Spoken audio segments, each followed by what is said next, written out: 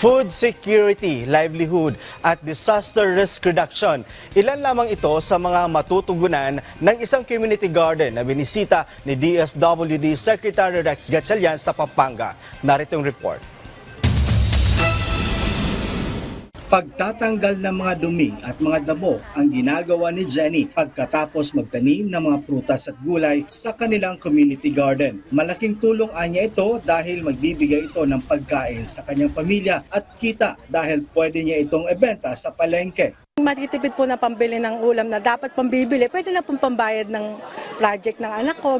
Bahagi si Jenny sa pagbuo ng nasabing community garden. Sa loob ng 20 araw na pagtatrabaho, nakatanggap si Jenny ng 10,000 piso mula sa Cash for Work program ng Department of Social Welfare and Development o DSWD. Aminado si Jenny na malaking tulong ito sa kanya na single parent lalo na't wala siyang katuwang sa pagtustos sa pag-aaral ng kanyang 3 anak.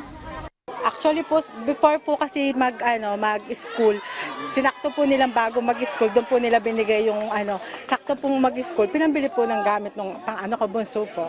Personal na binisita ng kalihim ng DSWD ang nasabing community garden na Lawa at Binhi project ng ahensya sa sitio Pasumbalas, Barangay San Isidro, Municipality ng San Luis, Pampanga. Ito yung proyekto namin, yung Lawa at Binhi, kung saan sa utos ng ating Pangulo, lagi niya sinasabi na kailangan may sapat na pagkain sa hapag ng bawat pamilyang Pilipino.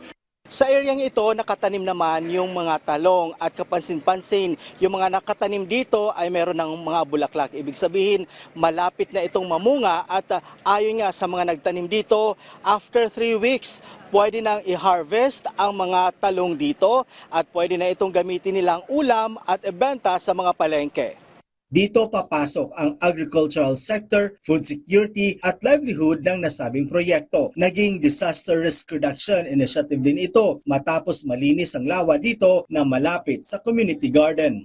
Very fertile ang land dito kasi catch basin siya. So every year, whatever you plant, kung magsasabog ka man ng mga pesticides, nalilinis po siya ng baha at tubig. So nawawala po. And then the water brings with it new soil po from the mountain.